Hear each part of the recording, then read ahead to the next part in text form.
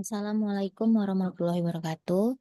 Perkenalkan, nama saya Rika Sevia Damayanti dengan NIM 210101070025 dari mata kuliah Testing dan Implementasi Sistem Informasi dengan dosen Pak Azlan Irwan Eskom Mkom. Di sini saya akan menjelaskan dan menjawab pertanyaan mengenai ujian akhir semester pada mata kuliah Testing dan Implementasi Sistem Informasi.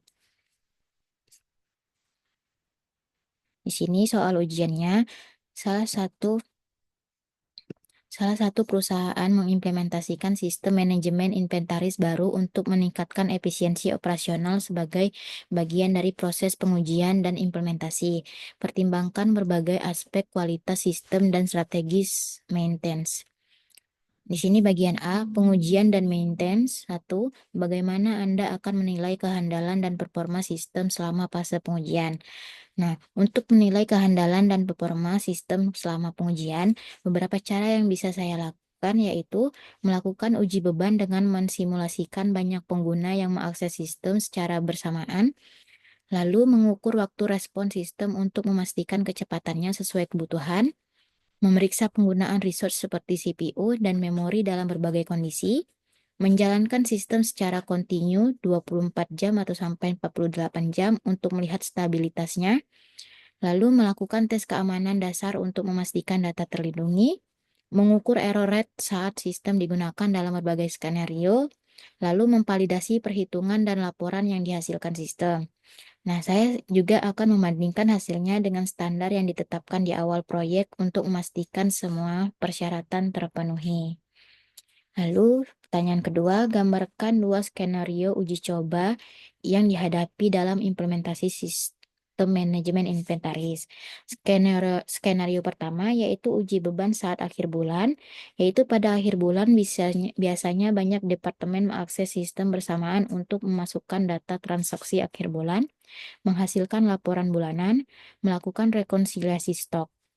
Lalu pengujian akan melibatkan yaitu simulasi 50-100 pengguna akses bersamaan, pembuatan banyak transaksi sekaligus, pemrosesan laporan inventaris lengkap, lalu pemeriksaan keakuratan data setelah proses selesai. Nah, lalu skenario kedua yaitu pemulihan dari kegagalan sistem, yaitu mensimulasikan kegagalan sistem saat operasi sedang berjalan, misal pemadaman listrik. Lalu menguji apakah data yang sedang diproses bisa diselamatkan, mengukur berapa lama waktu yang dibutuhkan untuk memulihkan sistem.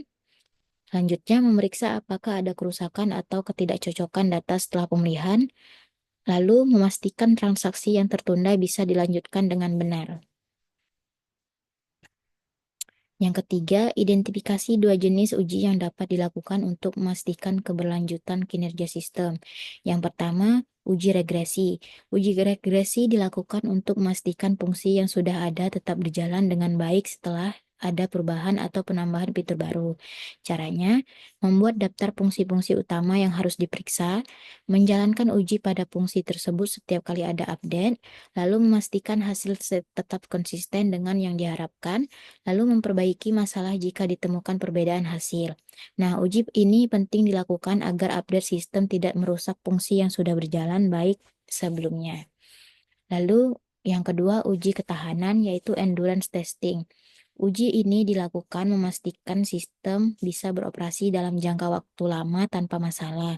Langkahnya yaitu menjalankan sistem terus-menerus selama beberapa hari, memantau penggunaan memori dan CPU, selanjutnya mengawasi apakah ada kebocoran memori leak, lalu memeriksa kecepatan sistem apakah menurun setelah digunakan lama.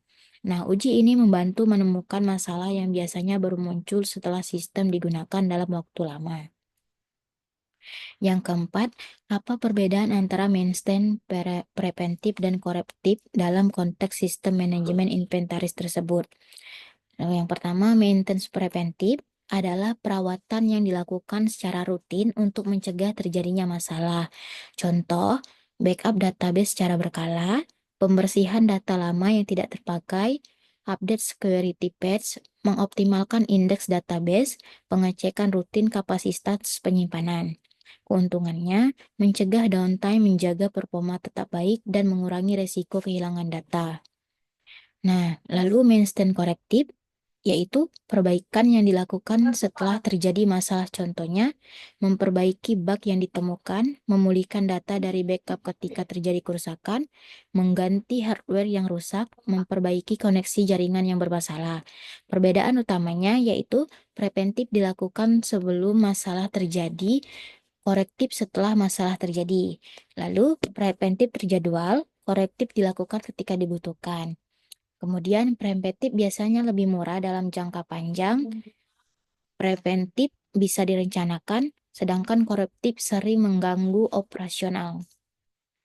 Yang lalu B, tindakan perbaikan.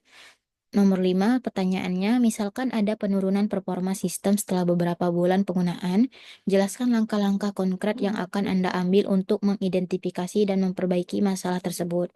Nah, langkah-langkah yang saya akan ambil yaitu pertama, mengumpulkan informasi dari pengguna, seperti kapan perlambatan mulai terasa, lalu operasi apa yang paling lambat, kemudian apakah terjadi pada waktu tertentu saja.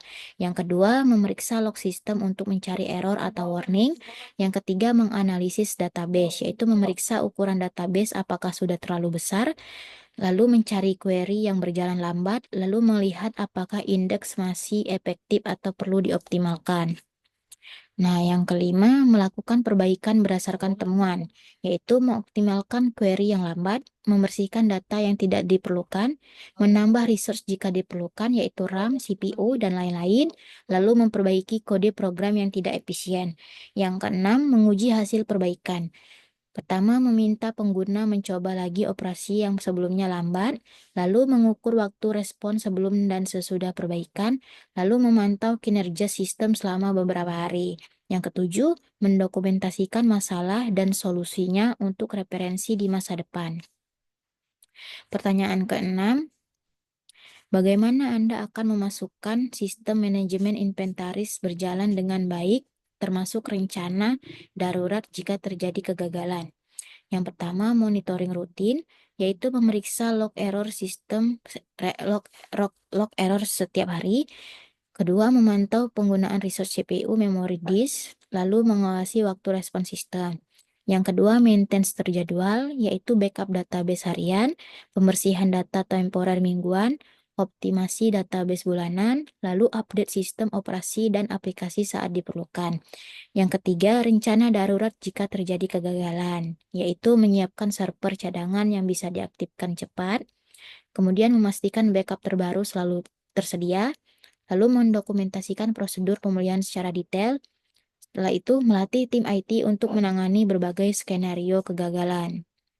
Keempat, dokumentasi lengkap, yaitu manual penggunaan untuk pengguna, dokumentasi teknis untuk tim IT, lalu prosedur penanganan masalah umum, kemudian kontak vendor atau support yang bisa dihubungi. Yang kelima, komunikasi saat terjadi masalah, yaitu template email atau pengumuman untuk berbagai jenis gangguan, lalu jalur komunikasi alternatif jika sistem email tidak berfungsi, kemudian prosedur eskalasi jika masalah tidak terselesaikan. Dengan persiapan ini, kita bisa meminimalkan dampak jika terjadi kegagalan dan memastikan operasional bisa kembali normal secara secepat mungkin. Lalu pertanyaan yang ketujuh, bagaimana Anda akan mengumpulkan umpan balik dari pengguna akhir untuk memperbaiki dan meningkatkan sistem? Nah, untuk mengumpulkan umpan balik dari pengguna, saya akan melakukan yang pertama, membuat survei sederhana, yaitu dikirim setiap 3 bulan, lalu berisi pertanyaan tentang kemudahan penggunaan, lalu menanyakan fitur apa yang sering atau jarang digunakan, lalu meminta saran perbaikan. Yang kedua, menyediakan form umpan balik di dalam sistem, yaitu tombol laporkan masalah di setiap halaman, lalu opsi untuk melampirkan screenshot, lalu kolom untuk menjelaskan masalah atau saran. Yang ketiga, mengadakan pertemuan dengan pengguna kunci, yaitu diskusi langsung dengan perwakilan tiap departemen, lalu meminta mereka menunjukkan langsung kesulitan yang dialami, lalu brainstorming solusi bersama. Yang keempat, menganalisis data penggunaan, yaitu melihat fitur mana yang paling sering digunakan, lalu mengidentifikasi di mana pengguna sering mengalami error, lalu mencatat waktu yang dibutuhkan untuk menyelesaikan tugas tertentu. Yang kelima, menindaklanjuti umpan balik, yaitu mengkategorikan berdasarkan prioritas, yaitu penting, mendesak, atau bisa ditunda. Lalu mengkomunikasikan ke pengguna fitur apa yang akan diperbaiki, kemudian memberitahu ketika perbaikan sudah diimplementasikan, selanjutnya meminta konfirmasi apakah perbaikan sudah sesuai harapan. Nah, dengan pendekatan ini, sistem akan terus berkembang sesuai kebutuhan pengguna dan organisasi, sehingga manfaatnya semakin optimal. Baik, itu saja yang bisa saya jelaskan pada UAS kali ini. Apabila ada kekurangan atau kesalahan dalam menyebutkan dan menjelaskan, saya minta maaf. Saya akhiri. Wassalamualaikum warahmatullahi wabarakatuh.